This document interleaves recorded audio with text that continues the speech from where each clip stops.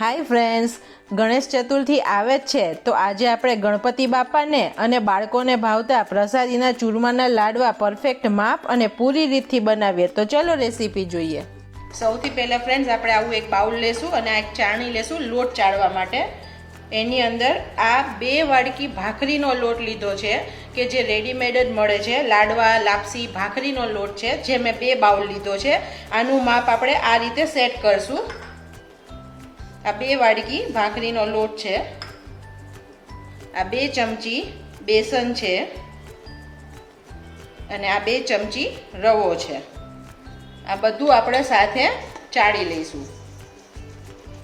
આ બધું આપણે ફ્રેન્ડ્સ ચાળી લીધું છે અને હવે આપણે એકવાર એને મિક્સ કરી દઈએ છીએ. ફ્રેન્ડ્સ, લાડવામાં આપણે માપને અનુસરીશું જેથી આપણા લાડવા એકદમ પરફેક્ટ, સોફ્ટ અને મોંમાં મૂકતા જ ઓગળી જાય તેવા બને. તો તમે મારો વિડીયો લાસ્ટ સુધી જોજો.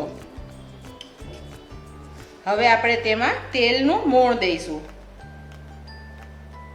તેલનું મોણ ફ્રેન્ડ્સ આમાં સરખું આપવાનું. આપણે મુઠ્ઠી પડતું મોણ દેવાનું છે.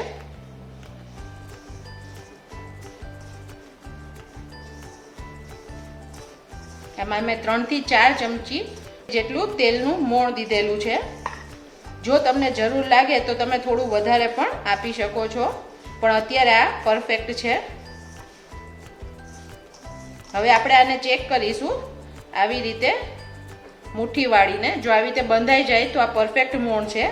તો હવે આપણે મોણ બીજું નહીં ઉમેરીએ. હવે આપણે લાડવાનો લોટ બાંધીશું. લાડવાનો લોટ ફ્રેન્ડ્સ એકદમ કઠણ હોય છે એટલે થોડું થોડું પાણી ઉમેરતા જઈ અને લોટ બાંધવાનો. અને પાણી ફ્રેન્ડ્સ હુંફાળું ગરમ લેવાનું છે. ઠંડા પાણીથી આપણે લોટ નથી બાંધવાનો. અને થોડું થોડું ઉમેરતા જઈ અને આવી રીતે લોટ બાંધીશું. લાડવાનો લોટ નરમ ના થઈ જવો જોઈએ, નહીં તો લાડવા સરખા ન બને.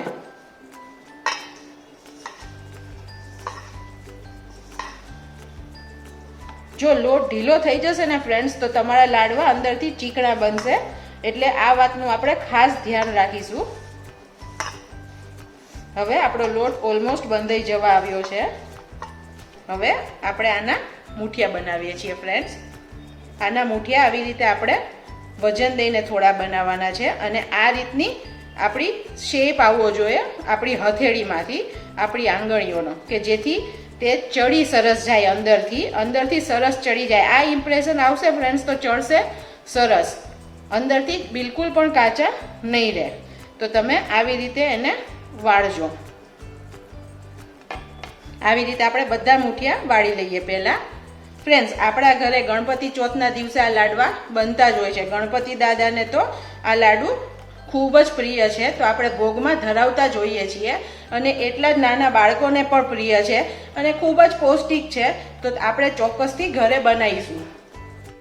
ફ્રેન્ડ્સ, તમને મારા વિડીયોઝ ને રેસિપીઝ ગમતી હોય તો મારી ચેનલને સબસ્ક્રાઇબ કરજો અને બાજુમાં રહેલા બેલ આઇકનને દબાવજો. સબસ્ક્રાઇબ કરવાના ફ્રેન્ડ્સ કોઈ પૈસા નથી લાગતા. તેથી જેવો મારો નવો વિડીયો આવશે તેવું તમને તરત જ નોટિફિકેશન આવી જશે. ફ્રેન્ડ્સ, આ આપણા મૂઠિયા વડાઈને તૈયાર છે લાડવાના. હવે આપણે આને ફ્રાય કરીએ. ફ્રેન્ડ્સ, આ તેલ મેં પહેલેથી જ ગરમ થવા મૂકી દીધું હતું અને તેલ ગરમ થઈ ગયું છે કે નહીં એ ચેક કરવા માટે આપણે થોડી આવી લોટની ગોળીને અંદર નાખી અને ચેક કરીએ. જો ઉપર આવી જાય તો આપણું તેલ રેડી છે. તમે જોઈ શકો છો ફ્રેન્ડ્સ, આપણું તેલ ગરમ થઈ ગયું છે. તો હવે આપણે આમાં મૂઠિયા એડ કરી દઈએ. થોડા સાચવીને તમારે મૂકવાના મૂઠિયા ફ્રેન્ડ્સ, કે જેથી દજાઈ ના જાય. એકદમ ધીરા તાપે આપણે મૂઠિયાને નથી તળવાના ફ્રેન્ડ્સ, કારણ કે જો એકદમ ધીરા તાપે તળીશું તો અંદર તેલ ભરાઈ જશે અને જો બહુ ફાસ્ટ તાપે તળીશું તો અંદરથી કાચા રહેશે. એટલે મીડિયમ ફ્લેમ પર તમારે આને ગોલ્ડન બ્રાઉન થવા દેવાના છે. આપણે આને તરત ને તરત ફ્રેન્ડ્સ નથી પલટાવવાના. થોડા બબલ્સ ઓછા થાય અને થોડા મૂઠિયા તળાય પછી આપણે એને ફેરવશું, નહીં તો મૂઠિયા અંદરથી બ્રેક થઈ જશે.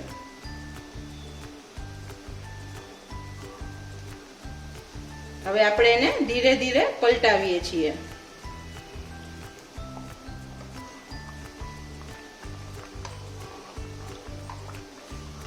ફ્રેન્ડ્સ, મૂઠિયા તળવામાં જ ખૂબી છે. જો મૂઠિયા વધારે પડતા તળાઈ જશે તો પણ લાડવા નહીં ભાવે, અને મુઠિયા ઓછા તળાશે તો કાચા લાગશે તો પણ ચીકણા થઈ જશે તો નહીં ભાવે. તો આપણે એકદમ શાંતિથી એને તળવાના છે. ફ્રેન્ડ્સ, આપણી ગુજરાતી મીઠાઈઓ જે ટ્રેડિશનલ છે ને ફ્રેન્ડ્સ, એ ખૂબ જ પૌષ્ટિક અને હેલ્ધી છે, કારણ કે તેમાં આપણે ગોળ, ઘી, ડ્રાય ફ્રૂટ્સ અને લોટનો ઉપયોગ કરીએ છીએ કે જે બચ્ચાઓને આપીએ, નાના છોકરાઓ ખાય તો એના માટે પણ ખૂબ જ સારું છે. તો આપણી ટ્રેડિશનલ સ્વીટ તો આપણે ફ્રેન્ડ્સ ઘરમાં બનાવવી જ જોઈએ. તો તમે ચોક્કસથી આ રેસીપી ટ્રાય કરી અને મને જણાવજો કે કેવી બની હતી. ફ્રેન્ડ્સ, આ થવા લાગશે એની ખબર કેવી રીતે પડશે કે મુઠિયા આપણા તળાઈ ગયા છે? તો અત્યારે આ મુઠિયામાં ક્રેક નથી આવી, તો હજી આને વાર છે, પણ આ મુઠિયું તમે જોઈ શકો છો એમાં ક્રેક્સ આવી છે. તો આ મુઠિયું હવે તળાઈ જવા માટે તૈયાર છે. તો આપણે 2 મિનિટમાં એને કાઢી લઈશું. આવી રીતે બધા જ મુઠિયામાં ક્રેક્સ આવી જાય એટલે ફ્રેન્ડ્સ આપણા મુઠિયા તળાઈ જશે. ફ્રેન્ડ્સ, હવે તમે જોઈ શકો છો આ બધામાં હવે ક્રેક્સ આવી ગઈ છે. તો હવે આપણે આને કાઢી લઈએ. તમે જોઈ શકો છો ક્રેક્સ પણ આવી ગઈ છે અને કલર પણ સરસ ગોલ્ડન થઈ ગયો છે. ફ્રેન્ડ્સ, અહીંયા હું તમને એક ટિપ્સ આપું છું કે આ તળેલું તેલ છે તે બધાના ઘરમાં પ્રોબ્લેમ હોય છે કે તળેલું તેલને પછી શું કરવું. તો હું તમને એક સરસ વસ્તુ કહું છું કે આ જે તેલ છે એની અંદર બટેટા હોય તેની ચિપ્સ કરી અને ચિપ્સ તળી લેશો અને પછી કાઢી લેશો ને તો આ બધું તેલ સ્મેલ વગરનું અને મસ્ત થઈ જશે. તમે ગમે તે શાકમાં એનો પછી ઉપયોગ કરી શકશો. ફ્રેન્ડ્સ, આ ટીપ તમે ચોક્કસથી ટ્રાય કરજો, એકદમ યુઝફુલ ટીપ છે. ફ્રેન્ડ્સ, આપણે આ મુઠિયા કાઢી લીધા છે. હવે આપણે થોડા ઠંડા થાય પછી એને હાથેથી આવી રીતે થોડા નાના તોડી લઈશું. જુઓ ફ્રેન્ડ્સ, તમે જોઈ શકો છો અંદરથી લોટ પણ એકદમ સરસ ચડી ગયો છે, બિલકુલ કાચા નથી મુઠિયા. હવે આપણે આને ક્રશ કરી લઈએ છીએ. ફ્રેન્ડ્સ, આપણે આ લાડવાના મુઠિયાને ક્રશ કરી લીધા છે. હવે આપણે એને ચાળણીથી ચાળીશું.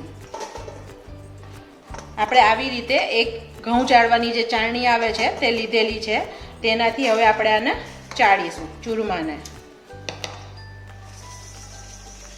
ફ્રેન્ડ્સ, હવે આ જે તૈયાર થાય છે એને આપણે ચૂરમું કહીશું. ફ્રેન્ડ્સ, આ આપણે એટલા માટે ચાળી છીએ કે જેનાથી કોઈ મોટો પાર્ટ હશે તો તે નીકળી જશે ને ફરીથી આપણે એને ક્રશ કરી લઈશું અને આપણને એક સરખું લાડવાનું ટેક્સચર મળશે. આપણે આવી રીતે હાથેથી એને ચાળી લઈશું. હવે આ જે વધ્યું છે તેને આપણે ફરીથી ક્રશ કરીને લઈ લઈશું. ફ્રેન્ડ્સ, આપણું ચૂરમું ચડાઈ ગયું છે. તમે જોઈ શકો છો એકદમ સરસ થયું છે, બિલકુલ પણ ચીકાશ નથી. ફ્રેન્ડ્સ, હવે અત્યારે જો તમારે ખાંડના લાડવા બનાવવા હોય તો આ સ્ટેજમાં ખાંડ ઉમેરવાની, એટલે કે દળેલી ખાંડ ઉમેરવાની અને ઘી ઉમેરવાનું. તો તમે ખાંડના લાડવા બનાવશો, પણ અત્યારે હું ગોળના બનાવું છું તો આપણે ગોળની પાઈ કરીને બનાવીશું. હવે આપણે આમાં ડ્રાયફ્રૂટ રોસ્ટ કરીએ છીએ. ડ્રાયફ્રૂટ આપણે ઘીમાં રોસ્ટ કરશું તો એકદમ સરસ ફ્લેવર આવશે અને એનો ટેસ્ટ પણ ખૂબ સરસ આવશે. આ કાજુ લીધા છે કટકા કરીને. જો ફ્રેન્ડ્સ તમારે આ રીતે ન નાખવું હોય તો તમે એનો પાવડર કરી એટલે કે મિક્સરમાં ક્રશ કરીને પણ ડ્રાયફ્રૂટ ઉમેરી શકશો. તમને જે રીતે ફાવે તે રીતે નાખજો. એકદમ ધીરા તાપે આપણે પહેલા કાજુને રોસ્ટ કરીએ છીએ.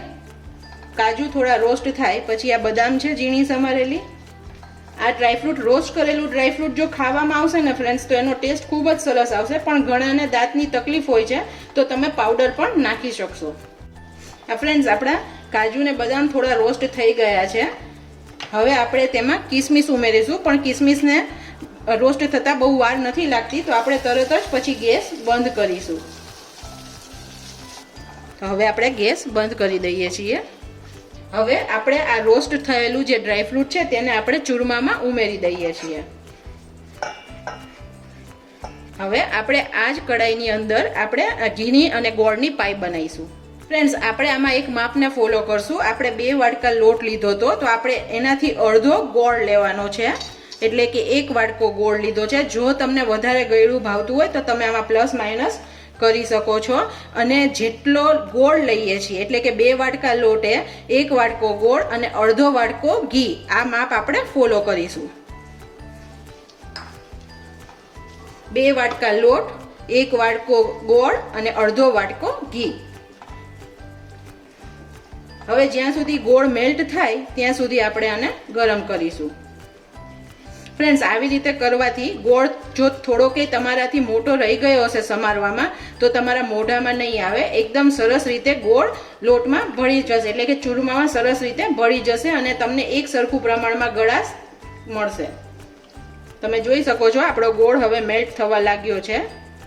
બસ આપણે હવે એને 1 જ મિનિટ થવા દઈએ. આપણે એને વધારે પાયો નથી કરવાનો, જસ્ટ ગોળ અને ઘી મિક્સ કરવાના છે. બસ ફ્રેન્ડ્સ, હવે આપણો ગોળ પણ રેડી છે. હવે આપણે એને ચૂરમામાં મિક્સ કરીએ છીએ. ફ્રેન્ડ્સ, હવે આ એલચી પાવડર નાખું છું. એલચી પાવડરથી ટેસ્ટ ખૂબ જ સરસ લાગે છે ફ્રેન્ડ્સ. હવે આ જાયફળ પાવડર ઉમેરું છું. ફ્રેન્ડ્સ, જાયફળ એટલું બધું પૌષ્ટિક છે કે તે આપણા બ્લડ સુગર લેવલને કંટ્રોલ કરે છે અને આપણા હાર્ટને માટે પણ ખૂબ જ બેનિફિટેડ છે. તો તમે જાયફળ પાવડર પણ ચોક્કસથી ઉમેરજો.